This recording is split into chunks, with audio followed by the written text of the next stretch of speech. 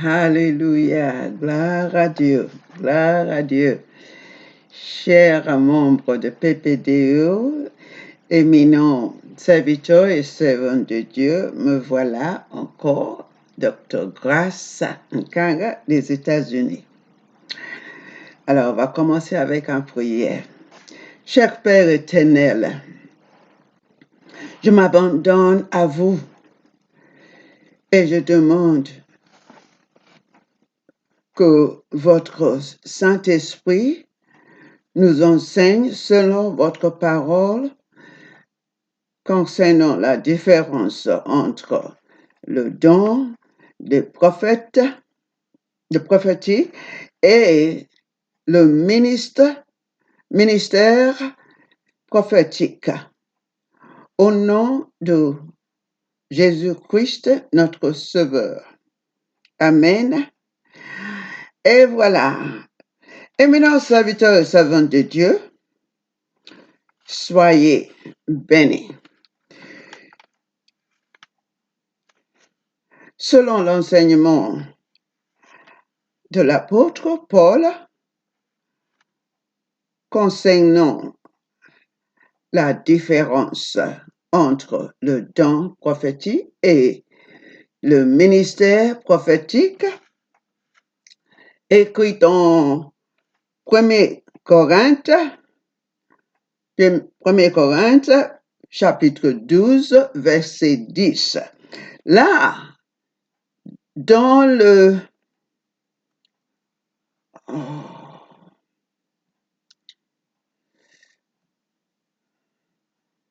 Pardon, je dois recommencer.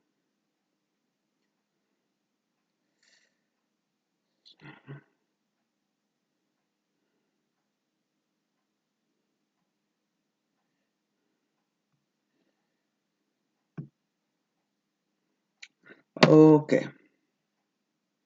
Pardon, je dois recommencer parce que je n'avais pas mis ce que je devais mettre. Oh, ça marche mal, attends. Non. Voilà. Alléluia.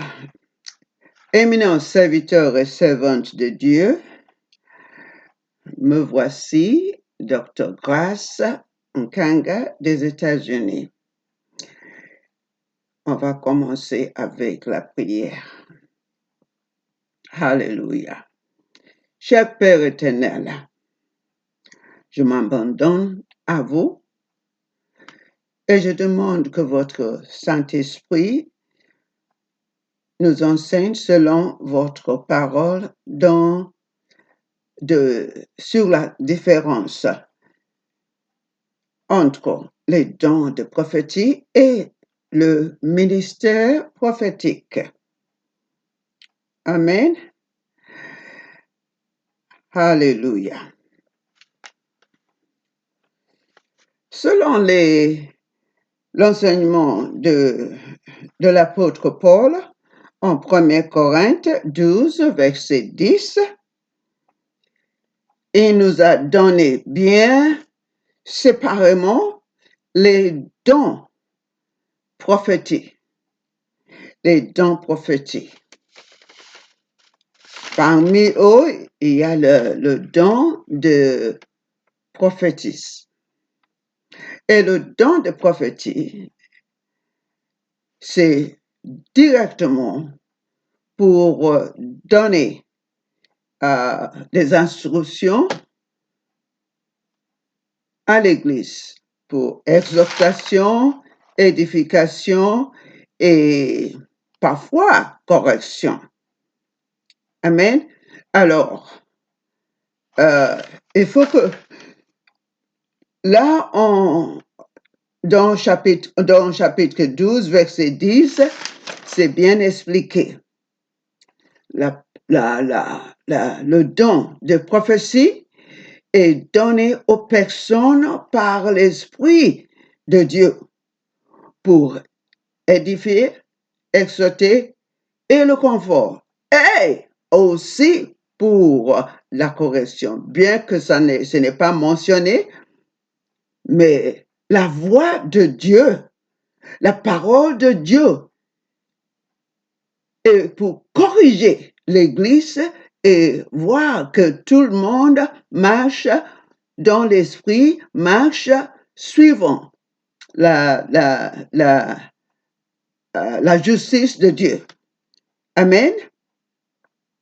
En 1 Corinthe 14, verset 3, c'est bien écrit par l'apôtre Paul que celui qui prophétise, il prophétise, celui qui parle en langue, il ne parle pas aux hommes, il parle des ministres, des mystères de Dieu, et en plus, il reçoit des messages de Dieu et il le distribue, enfin, pas distribué, mais il donne la parole de Dieu comme prophétie. Cette personne-là, ça ne veut pas dire qu'il est prophète. Non, c'est juste comment on dit, le pouvoir d'entendre la voix de Dieu et de parler ce que dit le Saint-Esprit, soit à l'Église, soit aux personnes individuellement. Amen. L'Esprit de Dieu parle à son peuple à travers des personnes qui ont le pouvoir. Ceux qui ont le pouvoir. Il y en a qui ont le pouvoir, mais qui ne font pas attention. Ils s'en foutent du Saint-Esprit. Ceux-là, ils ne peuvent rien recevoir. Mais ceux qui ont le pouvoir, et ils ont aussi la volonté de pouvoir parler ce que dit le Saint-Esprit, d'entendre et parler, disons, ce que dit le Saint-Esprit. Ceux-là, ils ont la capacité de pouvoir marcher avec le don prophétique, avec le don de prophétie. Amen. Et puis, ils transmettent au peuple dans l'Église ce qu'il a reçu. Ça ne veut pas dire que la personne soit un prophète ou une prophétesse. Non. Ça, c'est un don général. Par exemple, si Dieu a besoin de parler, de donner une prophétie à quelqu'un, et il y a quelqu'un qui a le pouvoir, la puissance d'entendre la voix de Dieu et le courage, il faut le courage aussi. Et le courage de dire ce que dit le Saint-Esprit, il transmet le message du Saint-Esprit au peuple de Dieu dans l'Église. Amen. Alléluia. Ça, j'ai ajouté, comment on dit, la volonté et la puissance, parce qu'il y en a parmi nous, je peux dire, pas quelques-uns, à cause de l'Esprit de Jésus-Christ, parce que la Bible dit en Apocalypse que le témoignage de Jésus-Christ, c'est un esprit de prophétie. Alors, normalement, tous ce qui croient en Jésus-Christ, ils doivent avoir le même témoignage que Jésus-Christ. Alors, ça veut dire que nous pouvons tous entendre la voix de Dieu et transmettre ce que dit le Saint-Esprit selon le message. Si le message est pour quelqu'un, pour un individuel, il le dit. Si le message est pour l'Église, tout le peuple de l'Église, il le dit. Pourquoi? Parce que nous avons tous. C'est pour ça que apôtre Paul a dit dans le premier verset de 1 Corinthiens, chapitre 12, qu'il ne veut pas que nous soyons ignorants des dons de l'Esprit. Il ne veut pas que nous soyons ignorants des dons de l'Esprit. Tout le monde a droit aux dons de l'Esprit. Mais ce n'est pas tout le monde qui sont appelés comme des prophètes. Amen. Alléluia. Par contre, le ministère de prophétique est un appel. C'est pour ça que dans le verset 28 de 1 Corinthiens 12, c'est bien mentionné là que Jésus, il a mis premièrement des apôtres, deuxièmement des prophètes, troisièmement des bergers, quatrième des évangélistes et les enseignants ou les docteurs, comme on l'appelle. Ça, ce sont des appels. Les 5 dons que Jésus-Christ a posés dans l'Église pour la perfection de l'Église. Ça veut dire que ceux qui sont... Alléluia.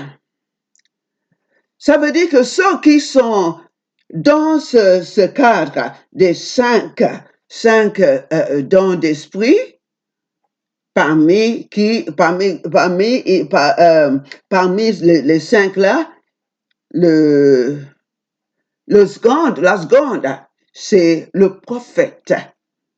Soit le prophète, soit la prophétesse. Ça, c'est un don.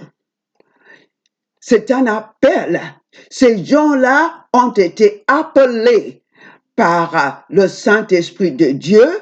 Ils leur ont donné la puissance, la capacité d'être son oracle. Le ministère prophétique, c'est un appel pour être un oracle de Dieu. Qu'est-ce que c'est que l'oracle? L'oracle de Dieu, ça veut dire qu'il est la bouche de Dieu dans l'Église. Il est la voix de Dieu dans l'Église. Amen.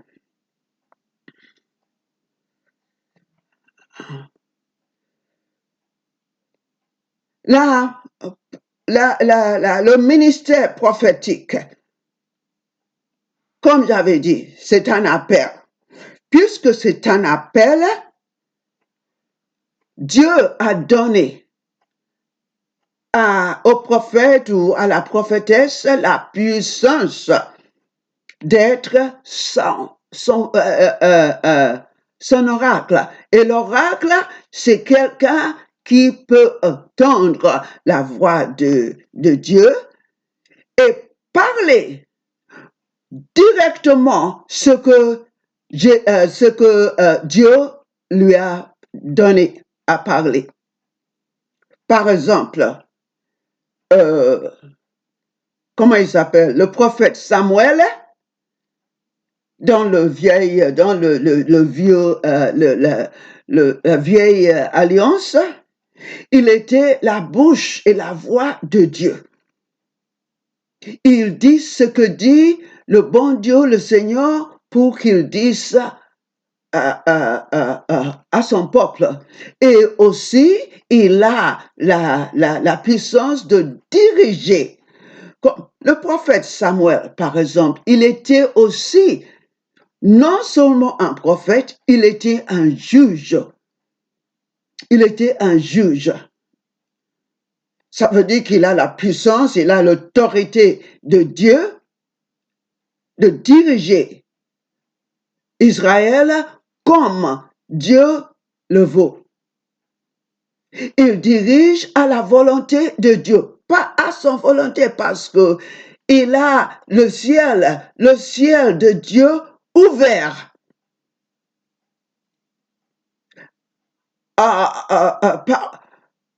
Dans la vieille alliance, le prophète Samuel était appelé comme un voyeur, un voyant. Il voit ce que Dieu fait, il entend ce que Dieu dit et il fait pareillement. Juste comme Jésus-Christ. Jésus-Christ dans le livre de Jean, chapitre 5, verset 17, il a dit, moi, je ne peux rien faire comme fils de Dieu.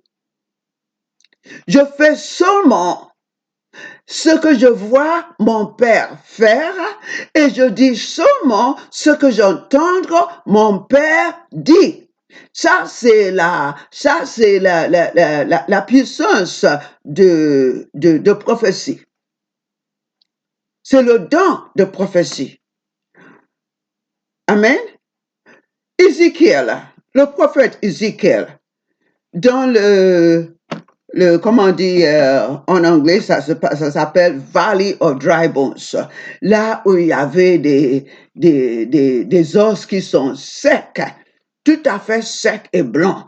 Et Dieu lui demande, Fils de l'homme, est-ce que ces os peuvent être vivants? Le prophète Ézéchiel dit, moi, je ne sais pas, mais vous savez. Alors, pour apprendre au prophète Ézéchiel, il lui a dit, bon, ok, dis ça, appelle les os, dis, os, entendez la voix de Dieu, entendez la parole de Dieu. Et puis Ézéchiel dit, alors j'ai prophétisé comme j'ai été commandé. Il a fait tout ça comme il a été commandé. Le prophète qui a l'appel d'un prophète, il doit parler comme il a été commandé. Il n'ajoute rien. Il n'ajoute rien. C'est ça l'oracle de Dieu. Il est la voix de Dieu et par la voix de Dieu, Ézéchiel a fait que les os, ils sont tous devenir comme des humains, une grande armée. Et cette armée-là, c'est l'église de Dieu qui était sèche, tout sèche. Mais la prophétie, la voix de Dieu sont venus aux os là et ils sont ressuscités et ils sont devenus un grand armée. Parce que c'était la voix de Dieu, c'était la parole de Dieu que le prophète a parlé comme son oracle. Amen. Le prophète Moïse, c'est la même chose. Le prophète Moïse, Dieu dit concernant le prophète Moïse que celui-là, je ne lui parle pas dans des rêves, je lui parle face à face. Je lui parle de bouche à bouche parce qu'il a été appelé comme un prophète. Amen. Alléluia. Il a été appelé comme un prophète. Alors il fonctionnait comme la voix de Dieu. Qu'est-ce qu'il a dit? Il a dit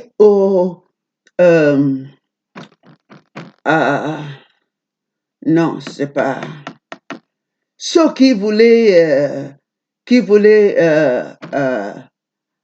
le châtiner. Il lui a dit, si moi, je suis un prophète de Dieu, que la terre ouvre et avale tous ceux qui combattent contre moi. Est-ce que ça a été fait? Oui. Oui, parce que c'était la volonté de Dieu. Il n'a pas dit ça suivant sa volonté à lui-même, mais suivant la volonté de Dieu. Alors, les prophètes, ils disent rien de leur idée, de leur volonté. Ils parlent juste comme la parole de Dieu. Ils parlent suivant la volonté de Dieu et ils n'ajoutent rien. Amen. Il y a des prophètes comme Moïse, Jérémie, Ésaïe, Ézéchiel et beaucoup de prophètes dans le Vieux Testament. OK, dans la vieille alliance. Et dans la nouvelle alliance, il y a aussi des prophètes comme Paul. L'apôtre Paul, bien qu'il soit un apôtre, Pierre, bien qu'il soit aussi un apôtre, et tous les autres apôtres, mais ils avaient l'appel des prophètes aussi. Amen. Ils avaient des appels de prophètes. Paul a bien expliqué en Éphésiens chapitre 4, verset 11 jusqu'à 13, que le Seigneur a choisi des personnes spécifiquement pour les équiper en vue de l'œuvre du ministère, en vue de l'œuvre de l'Église de Dieu, jusqu'à la perfectionnement. Amen. De saintes, jusqu'à la perfectionnement des saintes. Alors, ça veut dire que le ministère prophétique, parlons des cinq dons spirituels. Tout d'abord, les hommes là qui ont été appelés dans les 5 dons spirituels, ce sont des personnes. Ce n'est pas juste des dons. Ce sont des personnes que Dieu a choisies et il leur a donné à l'Église comme les dons pour qu'il gère l'œuvre de ministre. L'apôtre, il établit le prophète. Tout d'abord, le prophète est appelé pour donner des directions,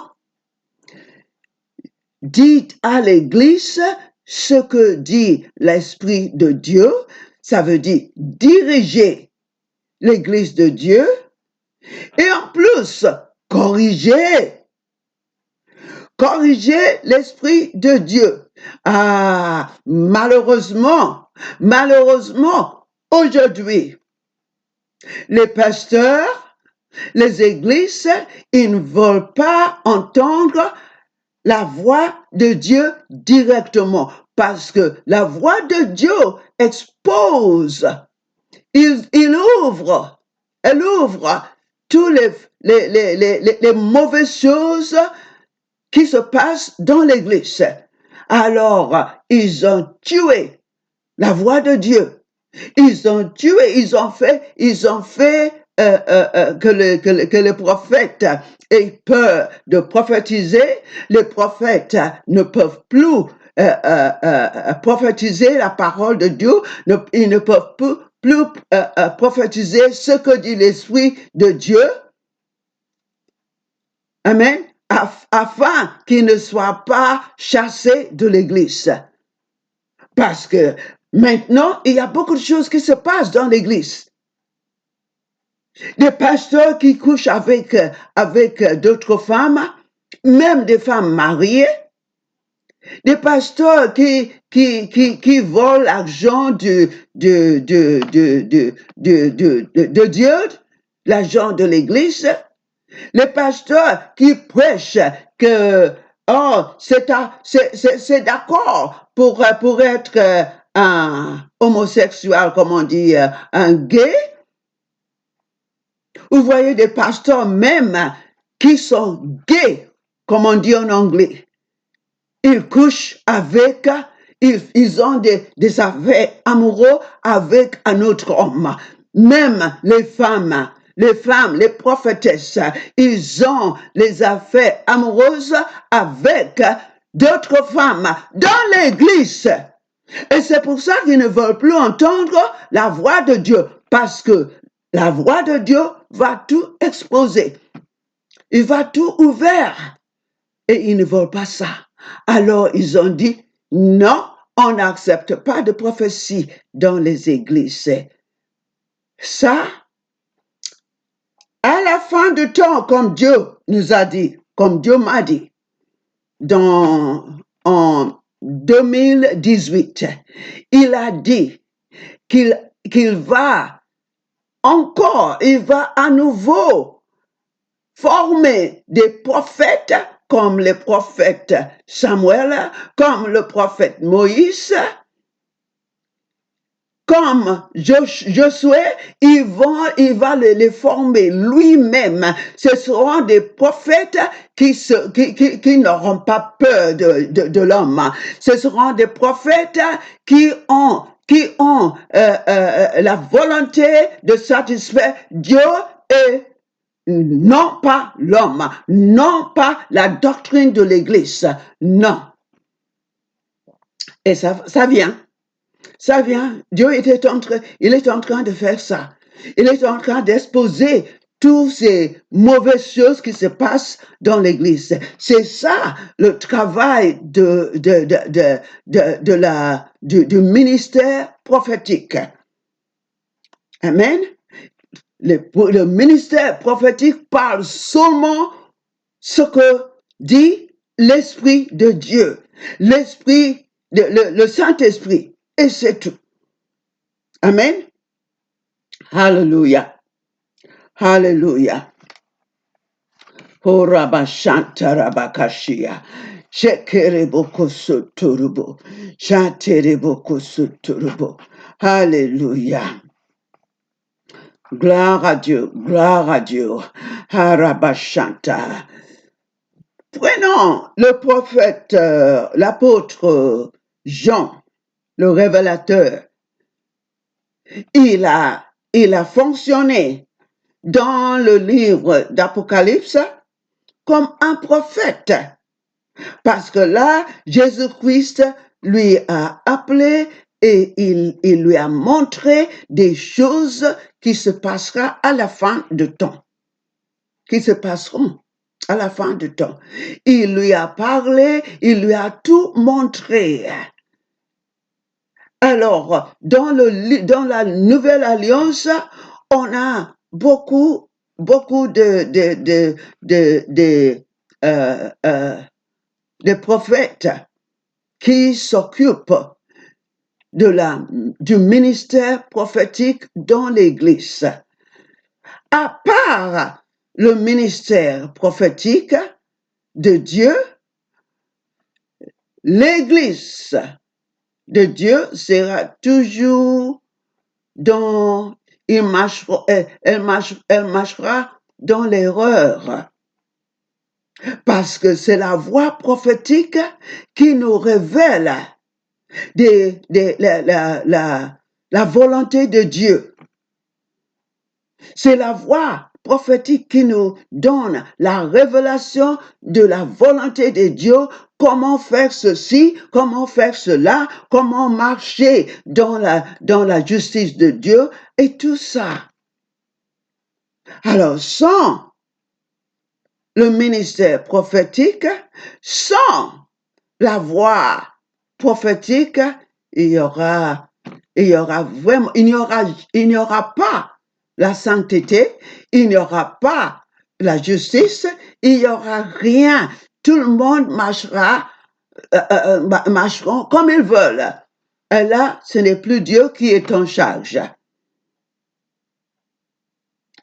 Parce que Dieu nous dirige par soit le ministre prophétique, soit soit par les dons prophétiques.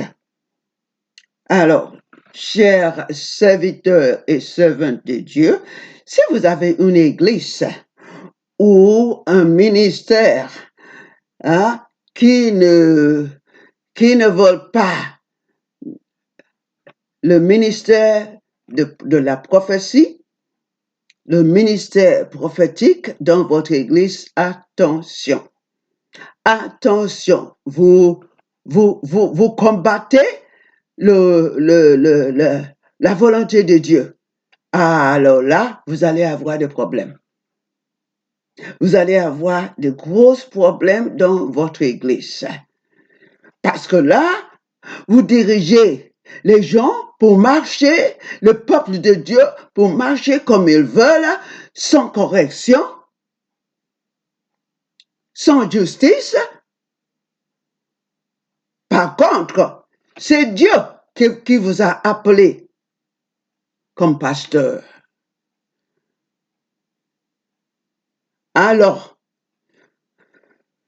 mes chers frères et sœurs, la prophétie, soit les dons de prophétie ou le ministère prophétique, est très, très important. Ils sont très, très importants dans l'Église de Dieu.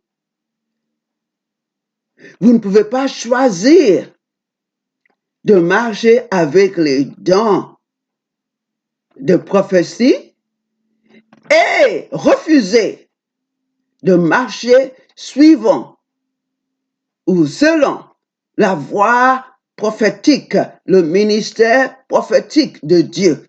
Non, vous n'avez pas de choix. Non, vous n'avez pas de choix. On doit marcher avec tout ce qui est écrit dans la Bible, la parole de Dieu. Surtout si vous êtes appelé d'être soit un apôtre, soit un pasteur, un berger. Il y a quelques fois, je pense que c'était en 2015, oui, 2015. Dieu m'a donné quelque chose à prêcher. Suivons Ézéchiel 34. Et pendant que je prêchais Ézéchiel 34, voici ce que le Seigneur m'a dit. Le Seigneur m'a dit de ne plus les appeler des pasteurs et de les appeler des bergers, qu'ils savent, qu'ils se rendent compte que les bergers doivent nourrir le peuple. Par contre, là, ils ne donnent pas de nourriture au peuple. Ils ne font pas de comment on dit, la guérison pour le peuple. Et Dieu m'a dit, non, si vous les appelez, si tu les appelles pasteurs, ils ont des orgueils, ils sont arrogants, mais appelez-les des bergers.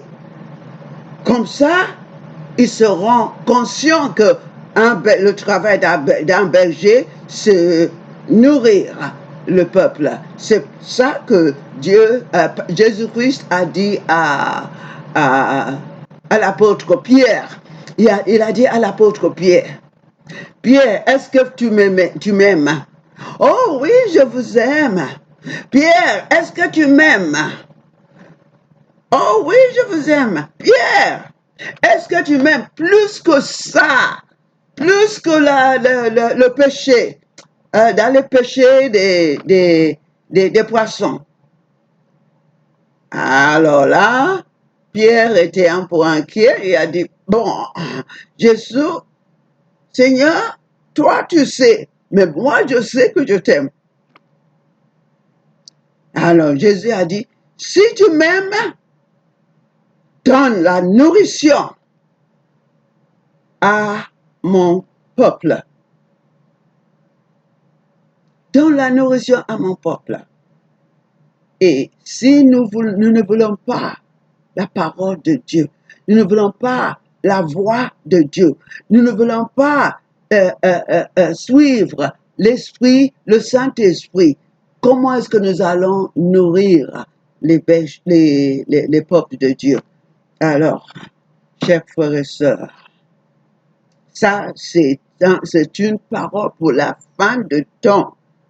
Jésus revient bientôt. Il faut que nous préparons